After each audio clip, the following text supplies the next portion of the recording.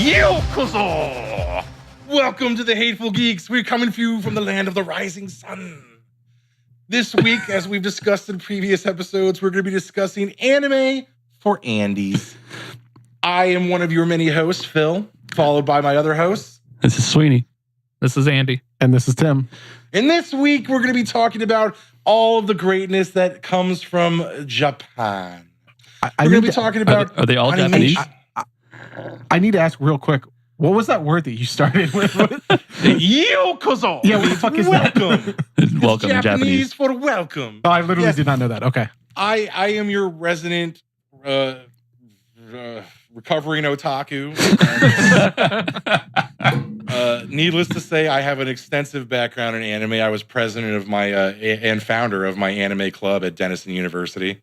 Your nerd is showing. Yes, I know. And over the years, I have grown more and more aware of what a filthy hobby and addiction this is. And I have curbed it substantially. But here I am today to present to Andy, This guy, who is a notorious anime hater, even though he hasn't watched jack shit. Wait, no. We got him to watch Dragon Ball that one time, but it was the modified Dragon Ball. We watched Team 4 Star's YouTube channel where they do the abridged Dragon Ball Z. I don't know if that counts. Funny as shit. It's funny. He didn't even laugh. It's hilarious. It's better than regular Dragon Ball. 1, it's hilarious. 2, it condenses all the bullshit. Right. And 3, it actually makes it still sticks to the plot of Dragon Ball Z, so you don't miss anything. I'm gonna go hit it really hard. So big shout out to Team 4 Star, even though they're on a hiatus right now. Apparently they're going through some legal problems. I wonder why. So my extent of anime Japanese, I know Domu Arigato, Mr. Roboto. I know Pokemon. Okay. Because I played Pokemon Go. So now I know all about Pokemon. Wait, you didn't play the original Pokemon? No. Get the fuck out. I was too old for that. You know Game Boy Pokemon? You know Everybody Domu played Game Boy Arigato Pokemon. because it's a fucking song. Yeah. I know. And that's not anime. Yeah, right. Like It's not. he's being funny right now, but he's watched at least one anime. And what anime is that? I did. I've watched Rurouni Kenshin. For those of you that aren't aware, Rurouni Kenshin is a story of the wandering samurai Kenshin Himura. He has a cross scar on his face, and he was the emperor's assassin. He was like the greatest fucking samurai ever until he swore off murder. And now the whole plot of the anime is he goes around with a blunt katana, protecting people in Tokyo and stuff. So it's essentially an anime version of Zatoichi? It's not Zatoichi. He's not Zatoichi, blind. Thank you. Okay. Well, I'm close He does enough. look like a girl. When I first saw it, I thought he might have been a chick. Funny story, most anime characters look like girls. That's anime. Okay. I thought Shishio was badass. Shishio's badass with Shishio's a the serrated villain. blade katana. Yeah, I liked him. I liked Zanza, the guy that like punched the trees and had the big giant sword. This is kind of awesome. No, keep going. Talk about anime. Like I know that guy.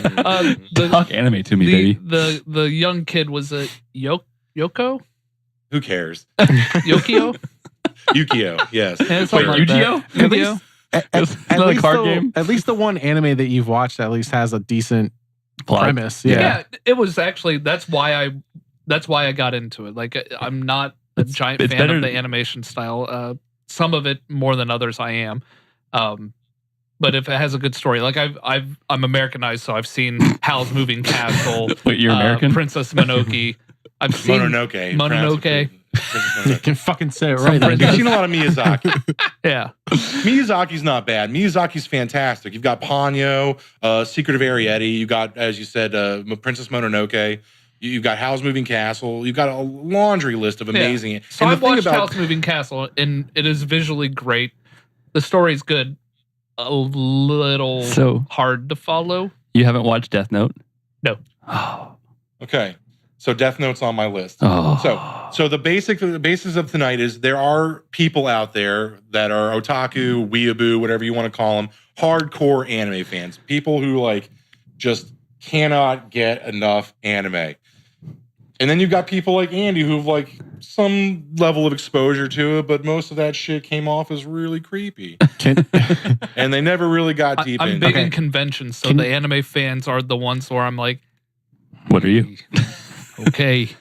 Like Okay, at least so you're not a furry. Yeah, I mean, I've sorry watched, to any furries out there.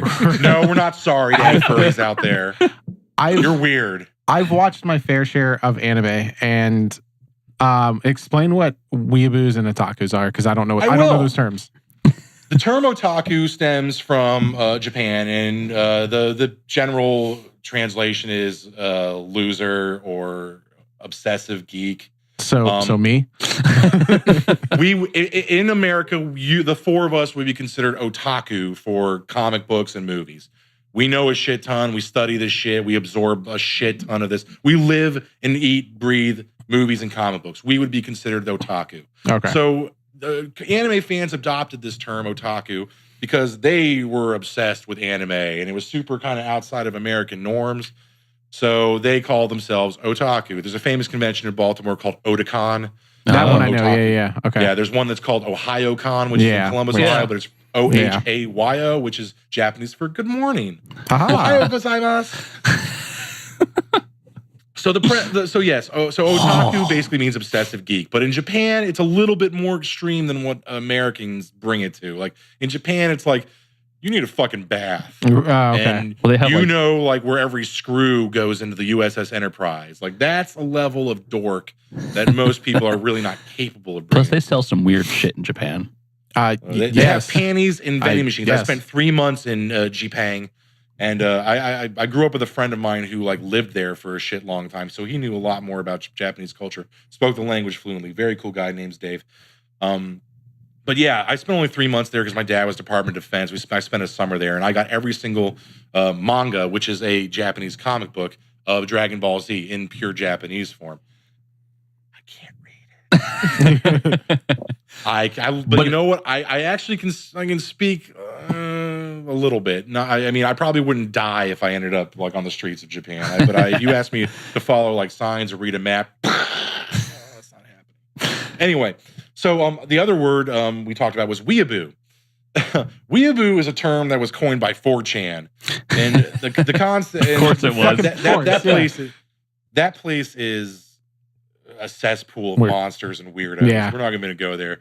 But the term weeaboo is an American, typically white, but not always. That's kind of superfluous, but definitely American-born, English-speaking individual who is obsessed with Japanese culture. I'm talking about your typical, dude grew up in Wisconsin, but his house looks like a fucking Karate Kid's wet dream. Okay.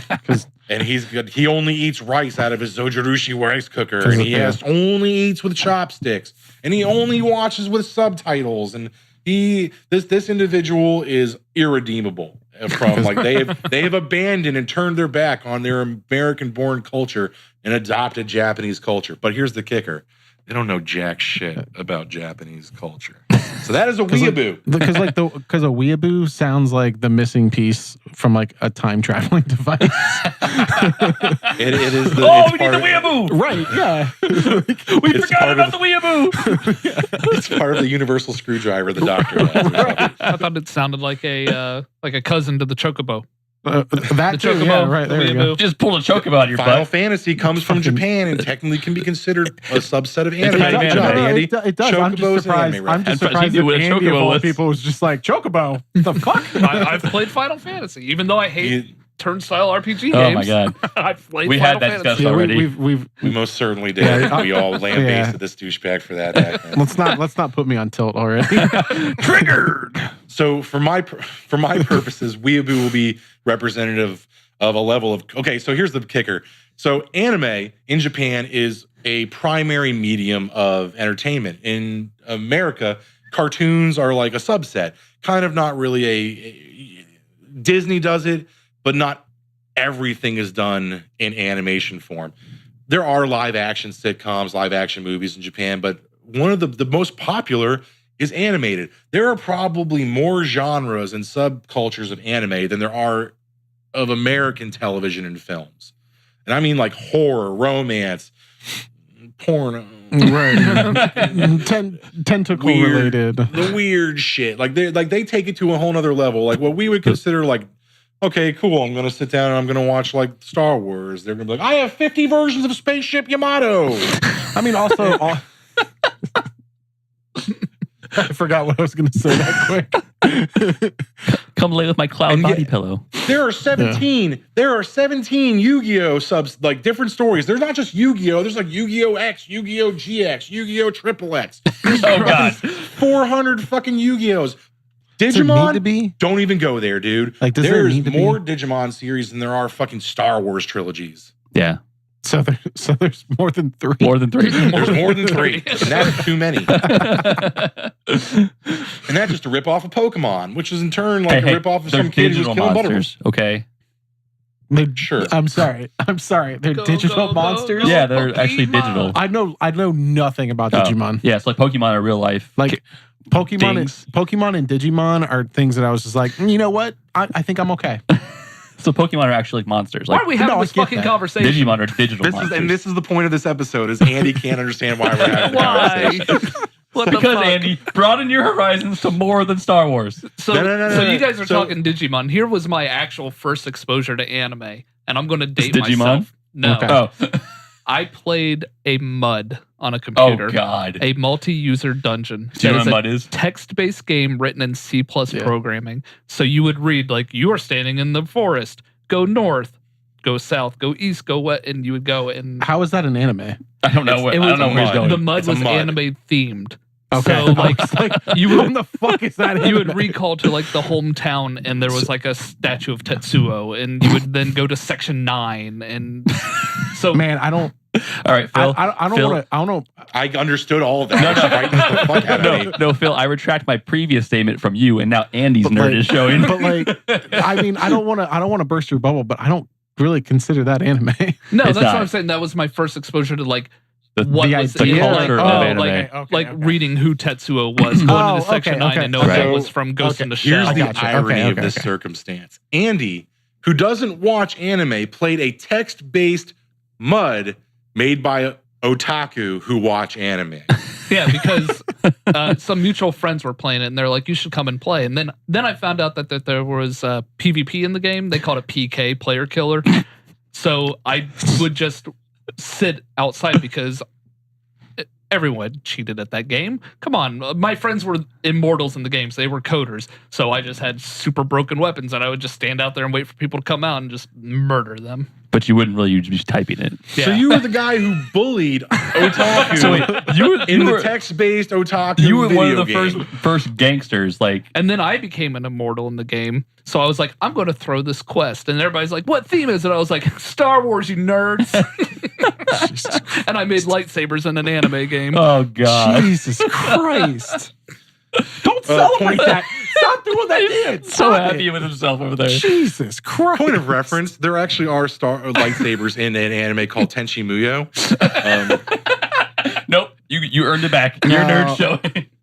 Anyway, so the goal, I'm going to be using the weeaboo term tonight. The goal is to present some anime that I have concocted what I call the weeaboo scale. I like how you announced that. Wait, should we do an echo? Weeaboo, weeaboo, weeaboo. I want text to go across the screen. It was just like, I'm going to announce this shit like I'm on The Price is Right. Come on down. So the whole premise of the weeaboo scale, it is a scale of 1 to 5. And if it is a 1, it is little weeaboo. If it is a 5, it is yokoso weeaboo. I totally thought the scale was just going to be 1 to weeaboo. 1 to weeaboo. To weeaboo.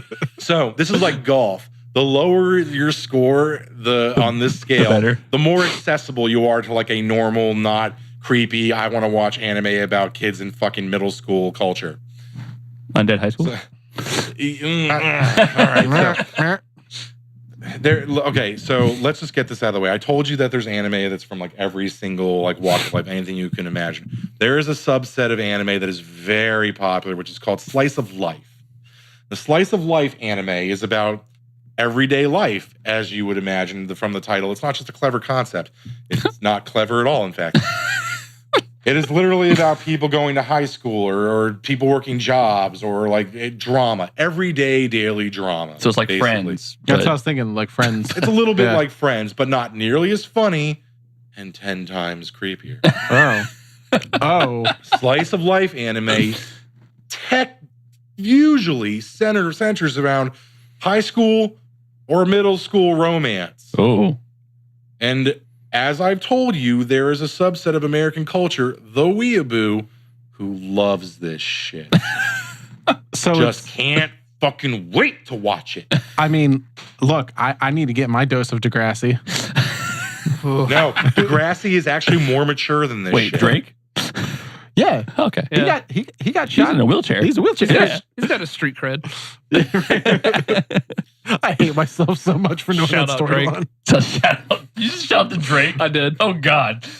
So I'm going to open up with an anime that I'm going to suggest, and my suggestion is only on the level of you should watch this because you should know what not to watch. So let the shitting commence. Yes, let the shitting begin. So this anime was called Gamers. Fair enough. Okay. Let that sink in for a moment. This anime is called Gamers. Gamers. Okay. What do you think, based on the title alone, what do you think this anime is about? People who play games.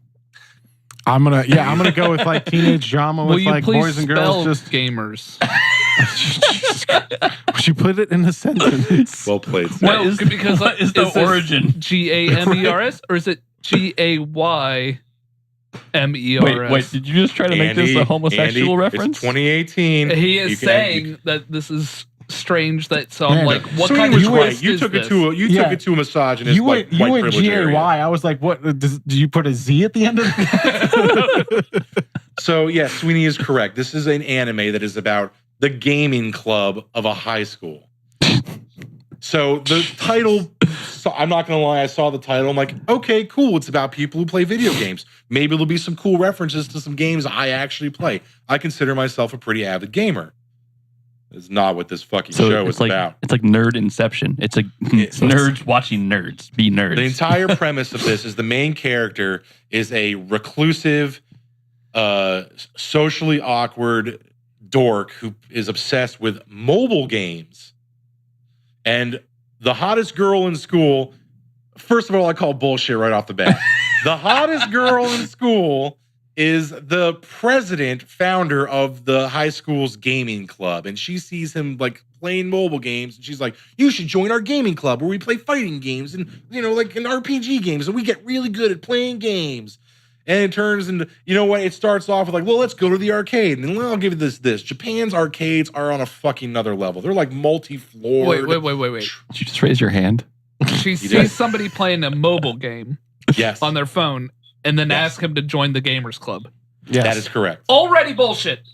Mobile gaming does not make you a fucking gamer. End of story. Period. Done. It's over. That's the part you're mad about. Like, he's not wrong though. I agree with him on this aspect. So here's the fucked up part. Like, so this kid is like I said, he's socially awkward. Suddenly, because he's been asked to be in the gaming club, he becomes like the fucking big man on campus, and bitches are like literally panty shotting left and right. So he becomes the Fonz. He becomes cooler than the Fonz. He becomes the mobile gaming Fonz. That's black bullshit. That's the fighting words right there. This anime is a fucking bait and switch, and it went from like what could have been a cool concept where like you join a gaming club and then they maybe enter like a gaming tournament, and then like it becomes like a tournament, like who's a better fighting gamer or some shit like that. Right. I could get into a show like that. That'd be kind of cool. No, this is a fucking like bait and switch romance. Let's do these problems matter. So it's like Gossip Girl in a gaming club. It's so bad. This show is a 5. What you just talked about, they did make. It was called Video Game High School, and actually was pretty good. Yeah, this isn't that cool because they don't actually go inside of video games or anything like that. They don't go to school to play video games. It literally turns into, why won't he love me? Or he doesn't like my type of gaming, so we can't be together. And all I'm thinking is like, you all are fucking virgins. I'm gonna start playing the Degrassi theme song out on my phone. Oh my God. Wow. So you get a 5. 5 on the weeaboo scale. Do not watch this show. I don't want to. The worst part is this is literally like the fucking tip of the iceberg. This is like, there are a million shows like this out there. A million shows like this. I told you, there's more anime series and shows than there probably are like in all of American culture. It's kind of, I'm looking at Crunchyroll right now on my movie theater screen, and let me tell you something. I don't want to watch like 98% of these things. I don't know where my money's going. Right. Actually, scratch that. I do know where my money's going. And here is a show that I think anybody can get into. It's called Attack on Titan. Oh, It's been around for a pretty decent amount of time. This isn't a new show. The first season has been on Netflix for probably close to like 3 or 4 years. But there was a huge hiatus between the first season and the second one, so people have been waiting. In Japan, anime is usually weekly throughout the year. They don't take breaks between their seasons. So they have what's called filler episodes, which is, so everything's based on a comic book, right? It all has a source material. But the person making the comic can't fucking write fast enough for them to make the show. So eventually the show overtakes the comic, like in Game of Thrones, and you get shit that's just does not make it. It's not there. It's not real. Like in Naruto, the very first time we got introduced to filler was called the Curry of Life season. And it was about a character in the Naruto universe named Rock Lee looking for the best tasting curry. It had nothing to do with the entire show. And it made me quit watching Naruto, which is actually a pretty decent cool. It's about ninjas. It's Harry Potter and ninja had a baby. I love Harry Potter. I love fucking ninjas. Well, yeah. Naruto is a cool show. We're not going to go into that. Filler, terrible. The only people that don't like ninjas are pirates. So I mean, I am also a pirate. I am a ninja pirate. So Attack on Titan. The premise of this show is it is a steampunk universe. Doesn't take place in our world. It's not Japan or America or anything like that. It takes place on a continent, and it's all left very up in the air. You don't really know what's going on, but what you do know is that all of humanity is enclosed in this gigantic wall, and there's an outer wall, an inner wall, and then an even smaller wall. So 3 walls. And on the outside of these walls, and these walls are huge. We're talking like there's like mass. There's like this is like Trump wall big. Bigger than that, man. Like imagine if a wall like enclosed Russia. It's very big. So that's how big this is. And inside is like, villages and people like living in like small cities and living their peaceful lives. And this is like pre-electricity. Like I said, this is steampunk, so it's like kind of I don't want to say medieval, but it's the premise is there's no cars, there's no electricity, there's no fucking laser weapons or anything weird like that. You know what I mean? Laser weapons. It's a horse culture. They ride horses. They have carts. So you could, it's kind of like pre-industrial revolution. Yeah, it's like an industrial. It's like right there. They do have some steam power and some fuel, but they do have cannons. So there is gunpowder and guns. Right. Okay. They're like load once guns. Yeah. You know what I mean? They're right. not like machine guns. Yeah. So like here's the kicker. The premise is the reason for these walls is because on the outside of these walls are these towering, dickless behemoths that are just giants that fucking eat people alive. Yep. They're called Titans, and their goal is they don't talk, they don't have like any intelligence. Their goal is to break down the walls and eat what's left of mankind. The whole story is the main character basically watches his mother in the first episode get eaten alive by a Titan as the outer wall is broken for the first time in like 100 years. And the Titans don't have skin. They're like all like just no, they have skin. Looking. The one you're talking about is called the Colossal Titan. And this thing is like so fucking big, it does not have skin, and it exudes a lot of heat. There's different types of Titans. I'll go into that. I don't have to go into that now. The whole premise is imagine normal little people, gigantic fucking monsters, nom nom nom nom nom. And it is violent. It is brutal. You see people like being crushed to death. You see people's heads exploding. You see people being ripped in half. It is not a show for children. And the concept is not weeaboo at all because it's got nothing to do with Japanese culture. There's no kids and giant titties running around and like bouncing. There's no panty shots. This is about the whole premise is that this kid watches his mom die and he goes on he swears vengeance. He's going to eradicate every Titan off of the planet. And how society came to get like this and like where the Titans come from and what they really are is like a huge mystery. And the whole show builds up to that. So you can't jump in the middle of this show. You got to start at minute 1. You got to watch every episode if you want to know where it's going to lead and how the shit happens, how it goes forward. I don't want to do spoilers, but I give this show a 1 on the weeaboo scale, a 1.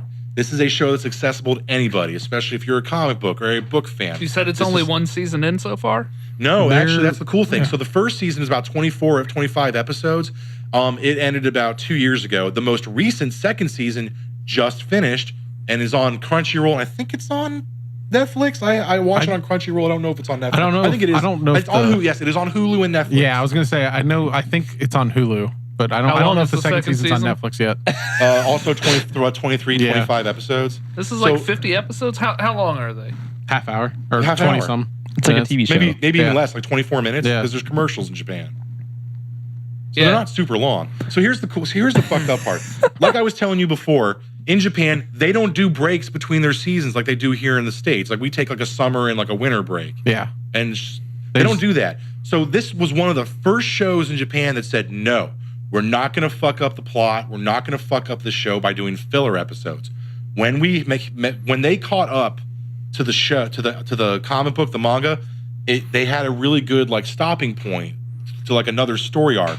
They called it quits and waited for the manga to get so the manga just hit issue 100 and it was a massive and awesome reveal.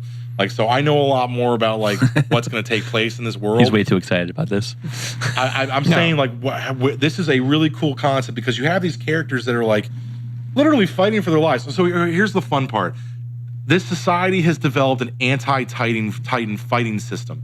And the concept is they wear these belts that shoot out like high tensile steel and like spikes that can like plug into like brick and go into tree. It can like it keeps them fly. It's called a 3D maneuverability setup. The concept is they basically like Spider-Man into shit. So they can like move really fast by like pulling themselves, by like jumping in the thing. They can swing like Tarzan as long as they have stuff to swing on. This keeps them very mobile, and they can also shoot into Titan's skin where they get really close enough because the only way to kill a Titan is to cut a triangular slice out of the nape of their cerebellum, out of the back of their neck. And the reason for that gets revealed later on. Not going to spoil it if Andy actually decides to watch the show. It's a really awesome reveal. And it's really important, too, for like how the show progresses. But the premise is they use gigantic razor blade swords. They're not like swords. It's like a fucking like box cutter with a fucking sword handle.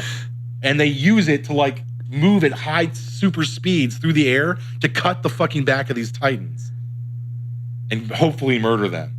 Titans are solar powered. They don't actually eat because it keeps them going. They eat because they just want to murder everything. They don't talk. Yeah, they in the nighttime the Titans don't move. They actually go docile, which makes it actually the only time it's safe to travel in the Attack on Titan world. But the premise is ultraviolence, razor blade swords, giant monsters with no penises eating people. And that's I'm not joking about that. Like Titans for some reason have no gender or genitalia. So they don't so when you're like, oh God, a giant Titan, you're not like concerned with the fact there's a huge nutsack in your face. So it's not like Dr. Manhattan's giant blue dick. Right. No, there's no giant blue dong in this. So you don't have to feel like weirded out by looking at like humongous Titan penises. There aren't any. Hanging around knocking buildings over. They're just Ken dolls. Yeah. So it was a smart decision on the show's maker not to put a bunch of dick in your face. So it's good. So props there. So like I said, like compared to like other shows, this is a very accessible. You can watch it subbed or dubbed. The dub is actually excellent for this show. I personally can't deal with it because for me it's weird watching like English voices on what's obviously Japanese characters. But if you can't read subtitles, this is the show you can get away doing. You know, Andy, he can't read subtitles, so like he can't read. Period. I prefer subtitles. He'll just sit there and like. I've already said stare. This. I prefer the subtitles because, like you said, the dubbing just doesn't match. So I will give this a solid maybe. Actually, Attack on Titan is really good. You should watch it. Yeah. Maybe. Give it a 3-episode test, Andy, and start at the beginning. I'm saying this is a very like casual like anime watcher. Like Attack on Titan's great. Right. I've only watched the first season though. I haven't watched the second season yet. Second season was, even from like a manga perspective, like not a massive amount of stuff happened. Mm-hmm. Some cool shit happened, but not a lot of reveals. Right. Third season, when that comes out, probably I think later this year. Yeah, I think they want it out by the end of this year. When third season comes out, there's going to be a lot of amazing shit that gets revealed, and then the show gets hooked. Honestly, I'm a manga reader. I love comic books, most manga's in black and white, which is actually a better medium for anime manga. I would read this before I'd watch it but that's just me. It's not everyone like that. If this is a show you can try, I guarantee by episode 3 you'll be like, okay, I gotta know what fucking happens next. Or you just want to see who the fuck gets eaten next. Right. It's a fun show, and I recommend it for anybody, especially if you want to throw a little fun in your way. I'll tell you how I caught it is that I fell asleep one night with the TV on, and they played the first season when it was playing on Adult Swim at like 1 or 1:30 in the morning, and I woke up to a Titan attacking and eating people. That's all I've seen. And then what is this? We woke up in the middle of the night. TV was on. No, and that's seriously. I was just like. Now, see, I thought the Titan was talking. I don't think his mouth was moving. I don't know. Obviously, I don't know. There was some kind of. He was talking to the human because he was kind of toying with him, like, "Oh, you want to get away? You kind of get away," and then they end up eating the dude anyway. Once again, to answer your question, I have to do some spoilers, but for the Titans do not speak. So yes. Yeah. I think Andy, I think and I love Kenshin too. I think you would actually get a lot out of this show. There's a cool like political aspect too, like the inner political workings of the wall and like the humans that live inside of it. So it's not just like monsters eating each other. There's like a conspiracy. Like it's all about conspiracy and like Truman Show shit like that. You know what I'm talking about? Like there's a big fucking picture. It's like rats in a fucking maze. Like what's going on for real? It's like Westworld, but with people. I guess that's a good way to put it, Sweeney. Yeah, very little bit of Westworld. It's one of those like there's something else going on that you need to stick around to find out, and it's kind of it's a really great story. It's really well developed. The characters are fucking cool, even though the main character gets a little on my nerves because he's very much like, I'm gonna kill them all. How dare they eat my mom? And it's like, dude, you are so fucking 2-dimensional. Get a girlfriend, seriously. But no, don't do that because those animes suck. But seriously, just chill the fuck out. And the manga, like these characters actually develop. So there's that. Anyway, that's one thing I'd like about anime more that American cartoons don't do. There's overarching plots. There's character developments. You stick with these people for a while. It's not always Freak of the Week or what did the Joker kidnap this week, or you know what I mean? Yeah. Plus they're much more violent usually. A little bit more adult oriented, yes, I would say that. And I don't mean like adult oriented. I mean like maybe like was that a Cthulhu? Yeah, it was like Cthulhu or like Cthulhu tentacle. But yeah, it's R, not NC-17. You know what I'm saying? Jesus, thanks, Zoidberg. Wow, all right, Curly. Zoidberg. Yeah, you went It was Zoidberg. Yeah, but the nerd. That's Curly. Yeah, that's Curly. He does it too. Fuck, I don't care. That's fucking Curly. All right, so next. Let's go. Next. So let's talk about an anime. It's called No Game, No Life. Did you just describe my life? Wait a second. Man, that's an uplifting title. Let me tell you. Okay, so the titles, a lot of titles for these shows are like in English, and they're not used correctly from a language perspective. But then again, if I try to do an American movie and I use a Japanese title, I would fail miserably, I'm sure. So I'm not going to fault them for that. But anyway, this anime is called No Game, No Life. It's kind of a mini-series, only about 12 episodes long, very short. I watched all of it, but in retrospect, I kind of wish I could like bleach my fucking brain and unwatch this show. The premise is that it's a brother and sister duo in the real world. And they were what is called hikikomori. A hikikomori is a individual in Japan who has decided to forsake the workforce, forsake school, forsake society in general, and they live by themselves at home. They rely on their family to feed them and pay their rent and all that shit, and they just do whatever it is that's their poison to avoid human interaction. This brother-sister combo, and first of all, the brother's like at least 18 or 19, and then the sister is like 9 or 10.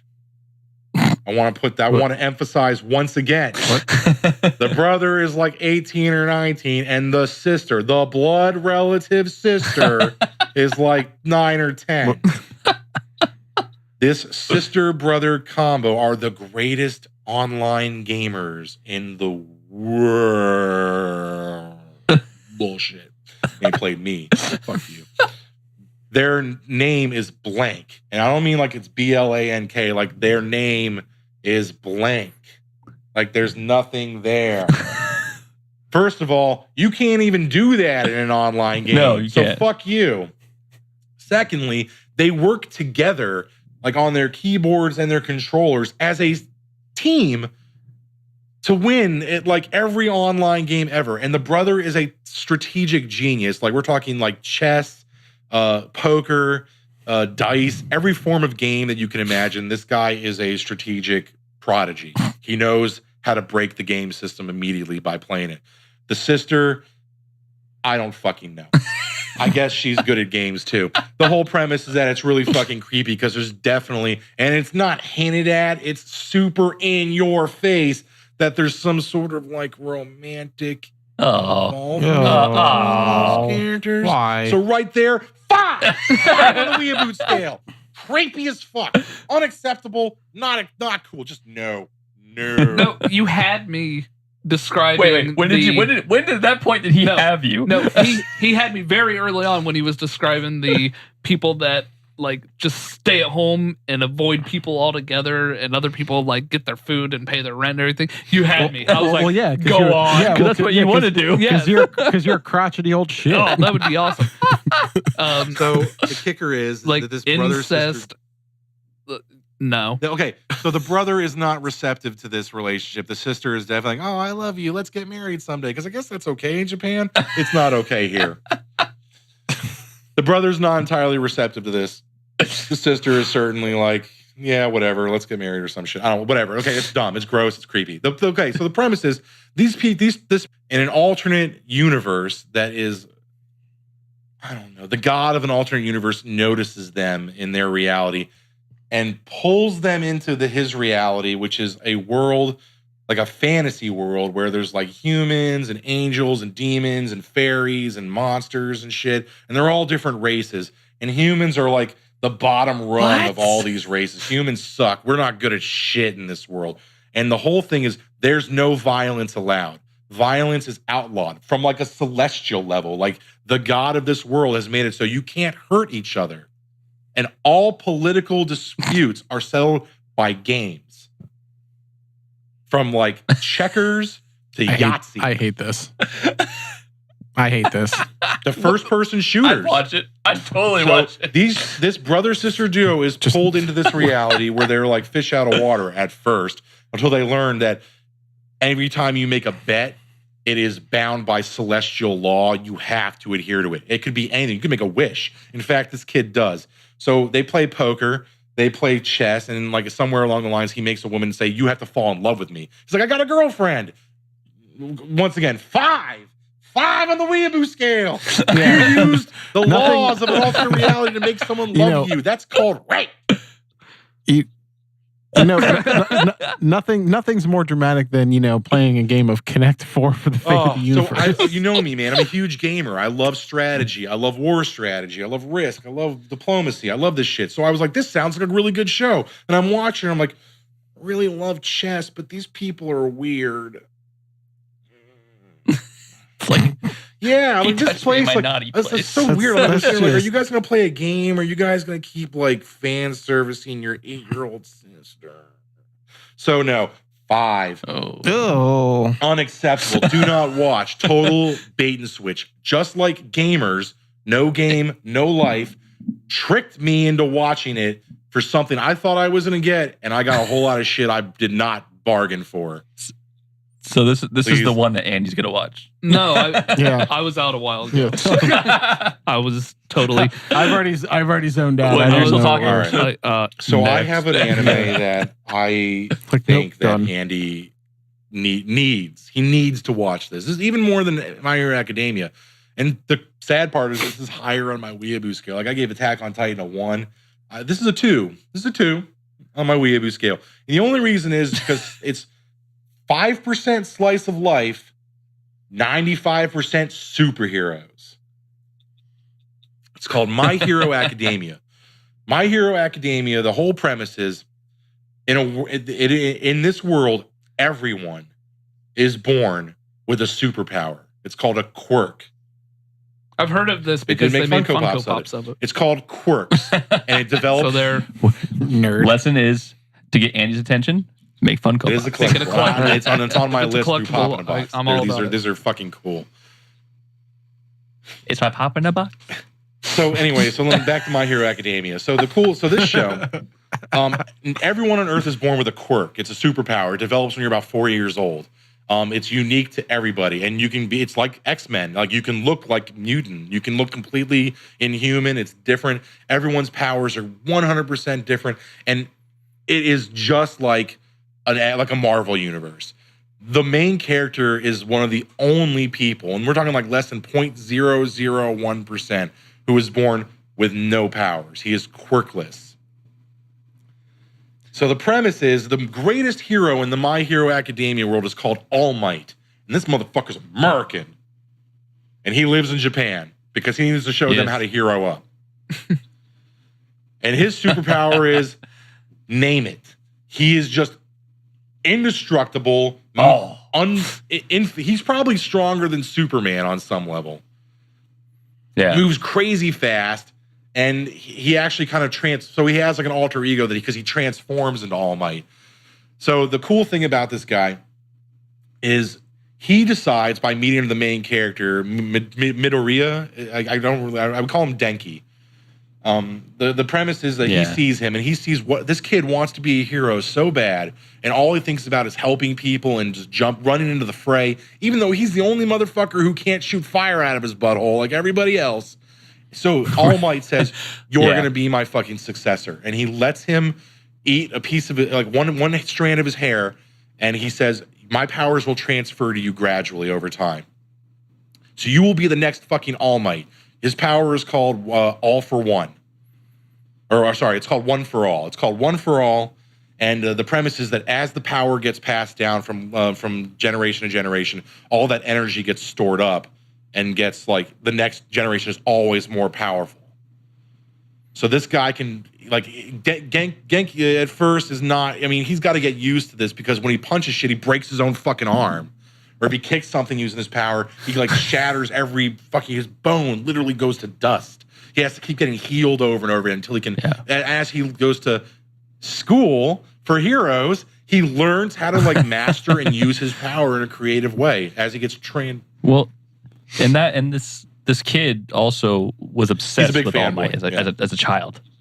So he was like watching YouTube videos or whatever they watch and of All Might as a little kid, and he was like, I want to be superhero, I want to be superhero, I want to be superhero, and then he finds out he gets crushed. Like even his mom had telekinesis. He didn't have shit. His best friend at school, total asshole, swears like a blue streak. My personal favorite character. And his superpower is the sweat glands that come out of his pores is like nitroglycerin, so he can like create explosions out of nowhere. So he just blows shit up. There's another character who's the son of the second highest ranked hero named Endeavor, who's like a pyrokinetic. He has fire and shit. His son can use ice and fire because his mom was an ice user, so he has both. So and there's other characters who can like some of the powers are funny and kind of There's the bamboo tree. There's one guy who ninja. has a big fucking tail. That's his power, but it's like a tail that works for him, and he can like do kung fu. There's another character who looks like a big crow, and he has like a shadow that comes out of his chest, like an abyss, or like Donnie Darko, and it like does like his bidding, and like it can get like beat people up for him and shit. There is a gambit of all kinds of cool superpowers in this show, and the whole premise is he gets this power from All Might, and he takes the entrance exam to get into UA, which is the greatest superhero high school, and which he applied to like before he even had. God knows he wasn't going to get in until he like drop kicks a giant robot and breaks every bone in his body, but. Oh, the first episode with a giant woman. She's like the new giant hero. Woman is actually, I believe, her name too. This is a really amazing show. Like we're huge superhero fans. Simple people, really.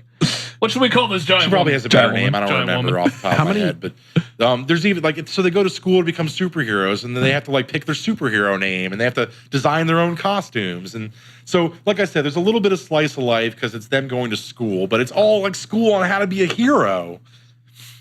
Right. And they're super villains too. Like obviously not everybody that's good has the power. That is where the show gets fucking amazing. So he kind of enters this world like, oh, I'm going to train to be a hero, and he like realizes that not everything's all ponies and sunshine.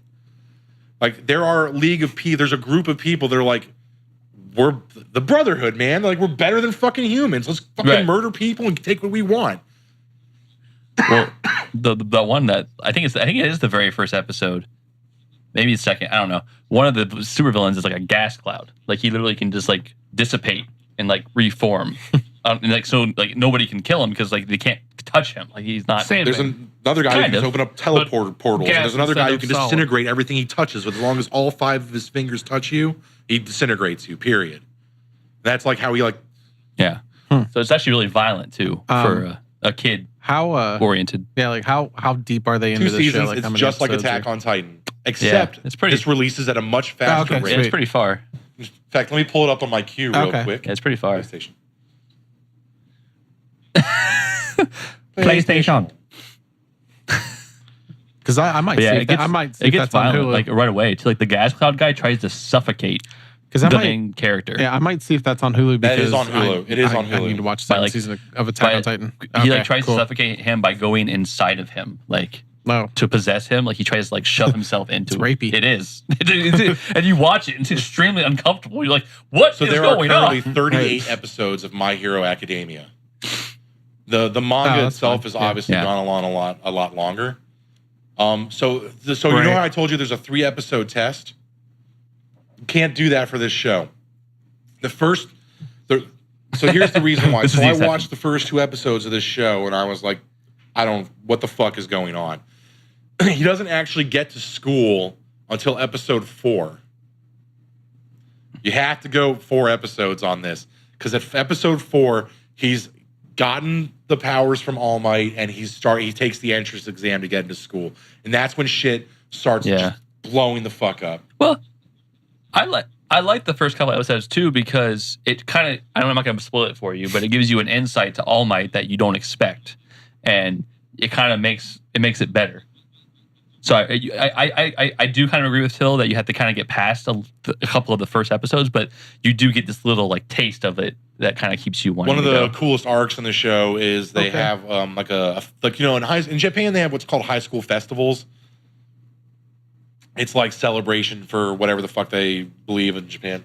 Right. Yeah, sure. It's like Festival of Lights for India. So in this high school, they have a festival where all the first years have to do like their own mini superhero Olympics. And they have to like go through like obstacle courses and use their powers creative way. And then there's of course one-on-one fighting. So I mean, this is a show. If I gave it a 2, if I could maybe 1.5. 1.5 on the weeaboo scale. It's got some things about it that are kind of like weird. Like, okay, so there's high-pitched girl voices, there's tee-hees, there's shit like that. I mean, you got to get past that stuff. You still have like upskirt shots. Maybe like one. Giant maybe girl. like one. Well, giant girl, because like she's like this huge. Everyone's like in love with her because she's a giant woman. I'd say compared to like something like High School of the Dead, there's not a lot of like sexualization. Oh yeah, no, not even close. There's not a lot of sexualization of characters in this show. It's stomachable by a normal non-weeaboo person. So 1.5 to 2 area, and it's funny. You still have like your fun moments. It's not all like Attack on Titan serious like all the time. Violent. This show has a good balance of the two. There's comedy, there's soup, but from like a superhero aspect, this is a must watch for any good comic book fan, whether you like anime or not. Right. It's a good premise. I think it's. I would say it's slightly derivative of like X-Men. Okay. I give it another solid maybe. I eventually want to hear your reactions. Actually, I might. Yeah, you should. It's actually I might go. It's really enjoyable. Watch it. And it's a fun concept because we all grew up on like X-Men. We grew up with that whole mutant right. And this is like the exact opposite because it's like mutants were like 1 in a million kind of thing, and this is like everybody. And see, the thing is, not everybody's power. Not everyone's born with a power that's like applicable to hero work. So not everyone becomes a hero. Right. Yeah. It's some people are like, I can make tofu show up out of nowhere. Like that's okay. Cool. Go start a tofu shop, bro. Right. Be like Meg Griffin. You get really, really long nails. Right. Yeah. Like ow. Yeah. It's they'll have a quirk. Yeah. Like he said, it's actually called a quirk. Okay. I think it's a great show, right. Andy. I know you said a solid maybe, but I do want to hear your reactions because that's going to be amazing. I want to know what you think about at least one or two. I'm not saying you have to watch a 5. Nobody would make you watch a 5. 5. You don't have to do that. 5. It's a bad. 5 I'm weeaboos. gonna make you watch Gamers. No. What was it? Gamers and Clockwork no Orange game, style. no Don't watch life. these shows. Yeah, Unless you don't really watch want to those. shit on something, then that'd be great. I would love to watch your reaction to that. we can have a 5 worst of the 5s. Yeah, we'll tie you to the couch, Clockwork Orange Clockwork style. Orange style. Hold your eyelids open. Mm-hmm. I don't know the way you said that. I was like, Da-da-da-da-da-da. all right, Phil likes this idea. all right. So next on my list is a show called Usagi Drop, and that's translated as Bunny Drop. That's bunny. So a Usagi is Japanese for bunny rabbit. Usagi Yojimbo. I actually did not know that.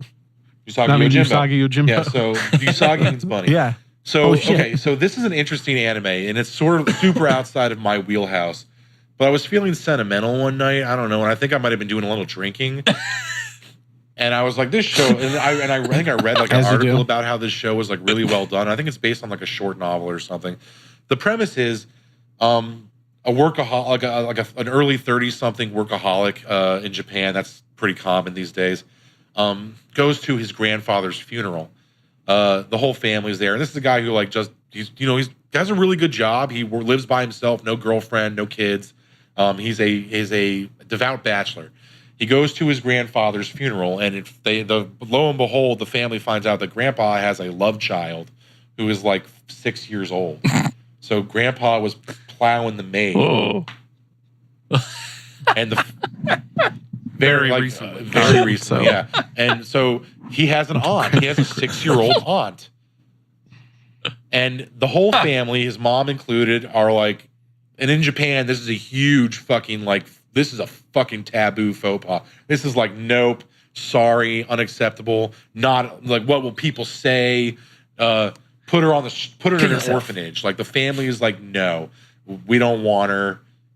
I'm not going to take her. You take her. I'm not going to take her. You take her.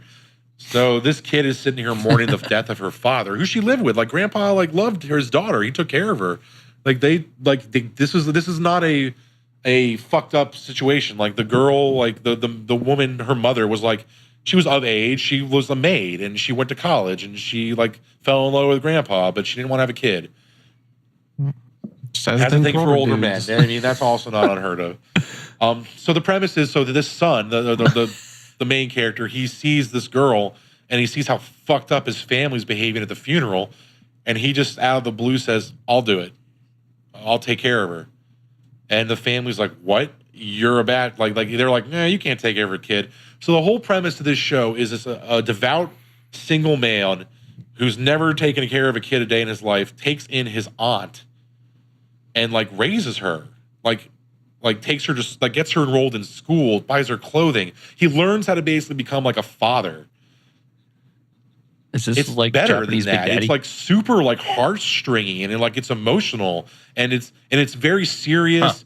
Huh. This girl, he has to come to terms with the fact that her father's dead and his grandfather's dead. And for him, it's not so bad because grandpa's died, but parents don't die all the time when you're that young. So he has to get her to kind of come out of her shell and figure out who he is as a man and as a father. And he's a single dad, and doing that in Japan and trying to work a job at the same time is hard. It's probably harder than here in America, to be honest with you, with their work ethic. So he has to take a demotion so that he can have more time, so he can pick her up from daycare and shit like that. So this show, I looked at it at first, and all I was thinking was this is going to be some slice of life shit. And this ain't a slice of my life. It was like watching, I'd say it was like watching Big Daddy, but with a lot less dick and fart jokes and a little bit more like right. Aww. Serious, Aww. Hope floats. Hope floats. I wouldn't. A lot less Adam Sandler, a lot more Sandra Bullock. Yep. I'm not going to recommend it because to Andy because I don't think he would enjoy it. He won't watch that. I'm already shaking my head. Like Andy doesn't have a heart. Andy's already laughing. Emotions. I'd say I would give this probably a 2.5 to a 3 on the weeaboo scale because it definitely focuses heavily on Japanese culture and what it's like live in Tokyo. But the subject matter itself is just really mature and well handled. That it's not a joke, and it's not like like dick and fart jokes and boobies bouncing and shit like that.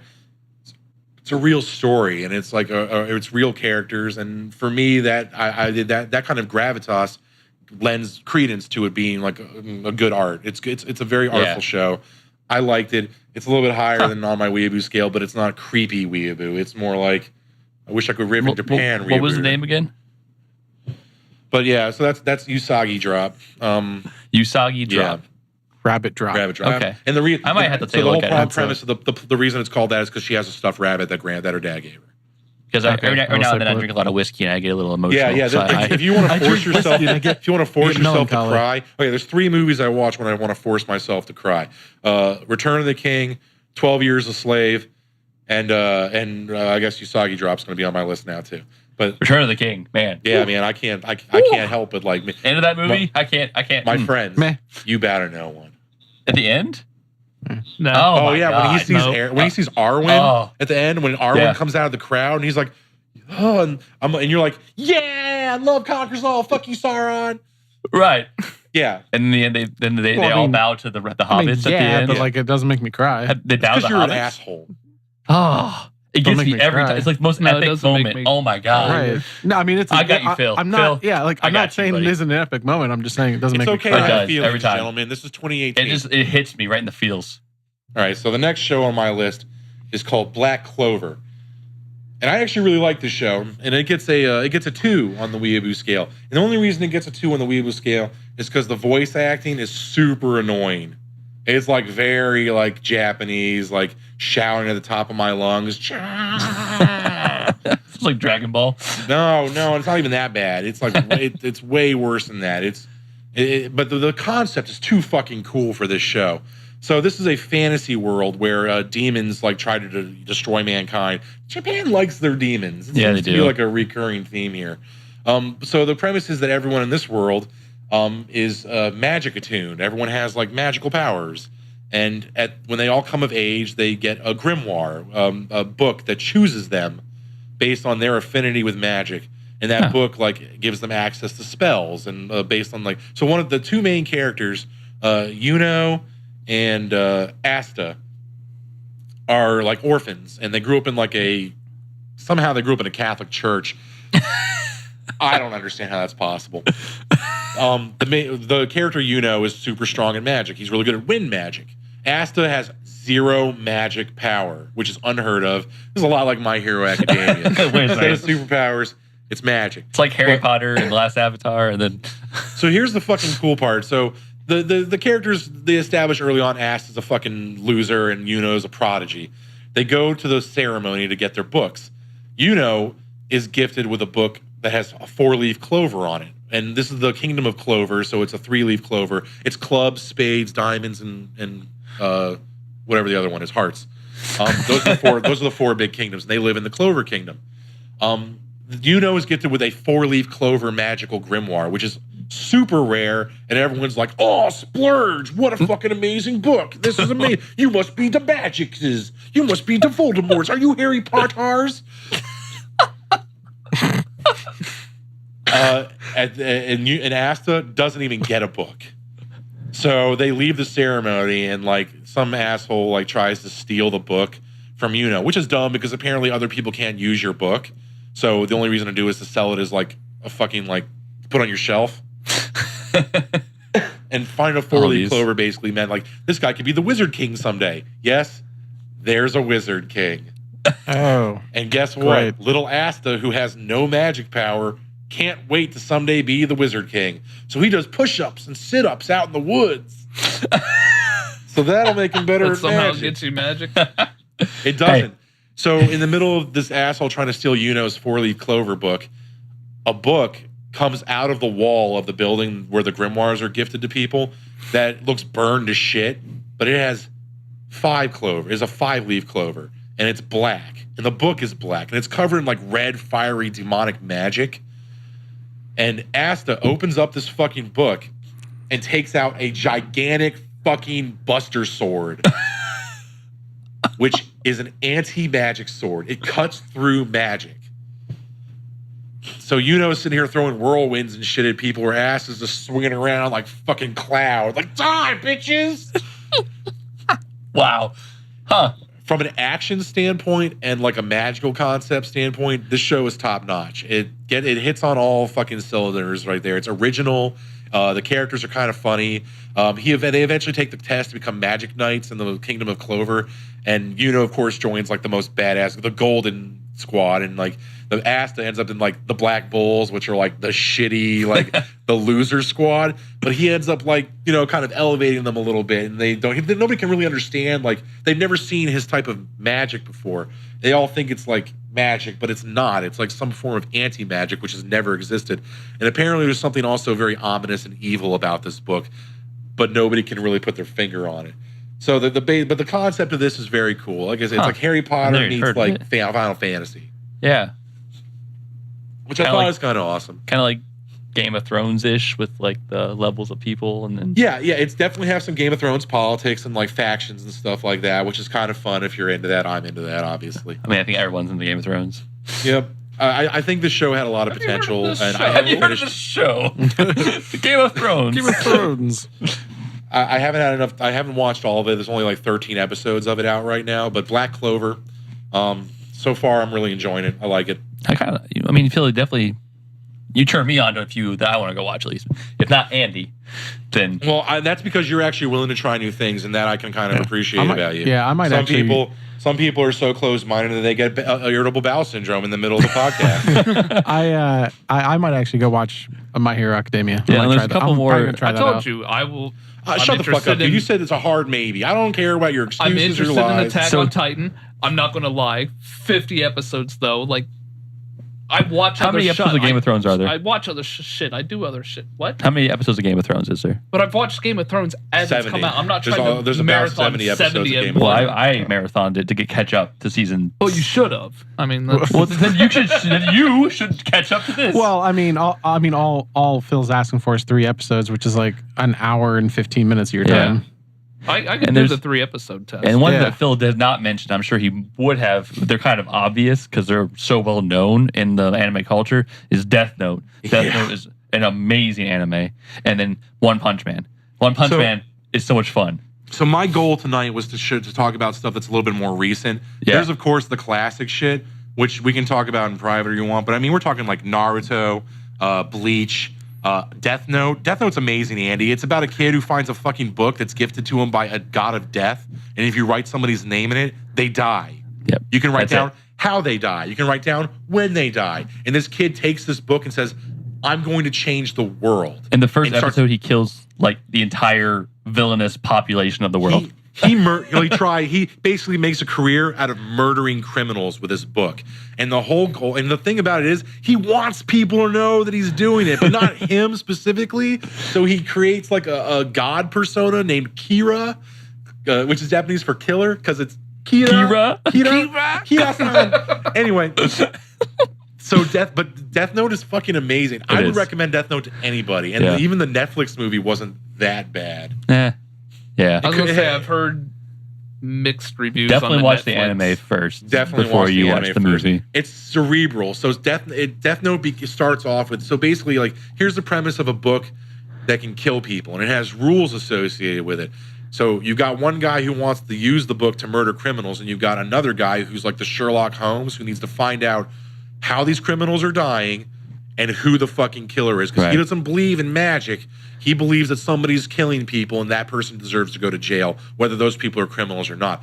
It's basically a huge morality question, and it's all about like little traps being set and mental like puzzles to like, fuck, can I get this guy to reveal who he really is? Or I have suspicions that I know who the real guy is. It is a very cerebral and smart show. For an anime, that is a 0 on the weeaboo Yeah, scale. for sure. It is. It's like Death there's Note is nothing. amazeballs. There's nothing about it that like makes you cringe or like makes you like, oh, why'd they put that in there? It's like 100% on the edge of your seat. Like this show is amazing.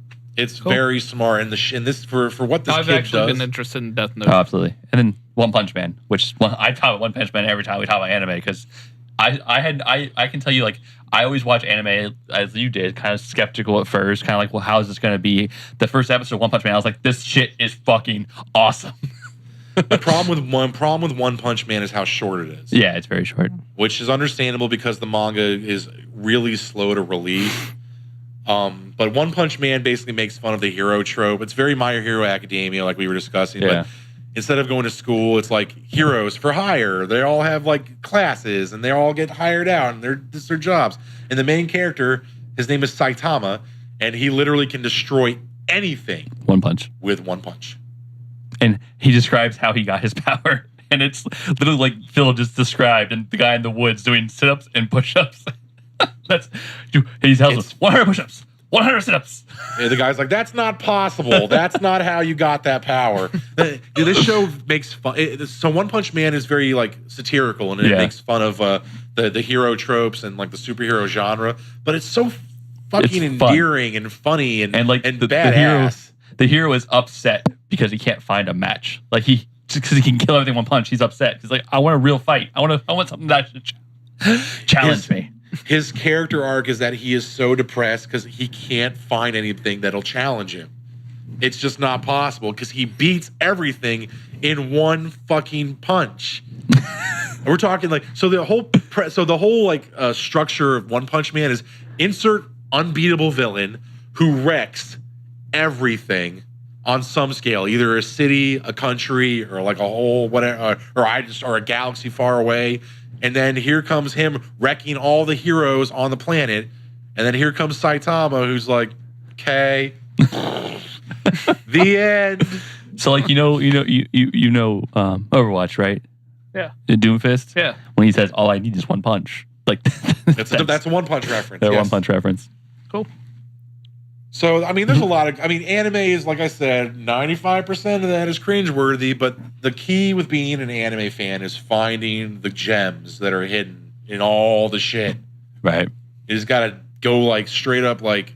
What's that show with Joe Rogan? That people were like, you got to go Fear Factor, man. Fear Factor. And just go fist first into that big pile of maggots and just pull out that $1,000. You know what I'm saying? Like, it's in there, but you have to be willing to search and every now and then sit through a fucking 5. A 5! I smell Rockstar Rogan. But I would very much like to make a thing of this. Maybe in like a month and a couple of weeks, we'll talk about some other shows that I've been watching. But before we even do that, I would like to hear Andy's reaction to whatever he actually decides to watch. So I'm not saying it's homework, because God knows if I make it homework, I'm just not going to do it. I'll watch something. Yeah. I'll watch something. And we'll come back and then I'll let you know what I thought. We'll discuss your experiences with your anime. Do it for the show. Anime with Andy. All of our listeners out there, and all of our faithful watchers. I know there's a few of you that I talk to that are anime fans, but if you're into anime and there's some shit that you think that Andy should check out, post on our Instagram and our Facebook. Or if you were just dying to hear his reactions to some of the shows we talked about tonight, please say which ones and say how many episodes he needs to watch. And we will Clockwork Orange Andy. We will Clockwork Orange him. But right. I'm happy that Tim Sweeney, that you guys will check out one or two of those shows. Absolutely. Yeah. My Hero Academia is really good. I do appreciate you taking the time to like teach us a little bit about the stuff, because we're not as big as fans as you are, obviously, which is what this show is about sometimes too, is we expose everybody to shit that maybe they wouldn't do themselves. Ooh, expose. Once again, recovering otaku. I used to be like the con-going. I will admit it, I was probably almost weeaboo level. I have a Zojirushi rice maker. It exists. It's in my kitchen. Nerd. In my defense, I woke up one day and I looked at some of the shit that was out there, and I was like, you know what? Some of that shit's fucking weird. And I didn't watch it. I wasn't exposed to this stuff. I'm not gonna do it. So I'm at the point where I don't even like watch. I really will only sit down and put the time in on a show that is immaculate. It has to be worth it. And the shits that I told you that is a 1 is 100% worth it from a non-anime standpoint. The shit that's a 5, I would still completely avoid 100%. And if you guys ever have a question about something, you're like, hey, Phil, what do you think about this one? Believe me, I'll give you the weeaboo scale right there. Perfect. So, Andy, I appreciate you taking the time and not shitting your pants and listen to some of this. It's much appreciated. If you do end up watching some of these, let us know. We'll get your reactions. I'd love you to write down some thoughts, if you would. You can bring your notes. I'll take notes. Most of my questions will probably be like, why? Well, if you're going to ask me why about plot, then that means that just tells me that you should have been watching the rest of the show. No, not. Well, I might question a plot. It'll most likely be like, who thought of this? Why? Why did this enter somebody's thought? Really? Well, that you could do that for any genre of film or why? art. Lord of the Rings. Why? Right. Why do the trees even walk? Yeah, no shit, dude. So I mean, don't get me wrong. I'm not gonna force this down your throat. Anime is not for everybody, and it can never be so. But you liked Kenshin. You have an exposure to anime. Did you like Cowboy Bebop? Did you ever see that? I have not seen that one. You see Samurai Champloo? It's made by the same guys who did Cowboy Bebop. Samurai Shampoo? It's a very violent samurai show that's done by the same people who did Cowboy Bebop. This is my sidekick. What about Afro Samurai? Afro Samurai is pretty good too. No, I never saw that. Afro Samurai is good. I can't unhear Samurai Shampoo. Samurai Shampoo. On that note, guys. Silky and clean. on that note. Ultimately, I'm not trying to turn you to the dark side of anime, but I think there's some stuff out there that you would definitely like. My Hero Academia, that's right up your fucking alley. You would really like that show. I'll give it a shot. All right, guys. Well, again, we are the Hateful Geeks. You can find us on Instagram, Facebook, iTunes, YouTube. iHeartRadio. Anywhere you get a podcast, we are there. And anywhere you want to watch us, we are there. So please hit us up, comment, like us, subscribe, whatever the fuck we want to do. We'd like to have you. Oh, so arigato for tuning in.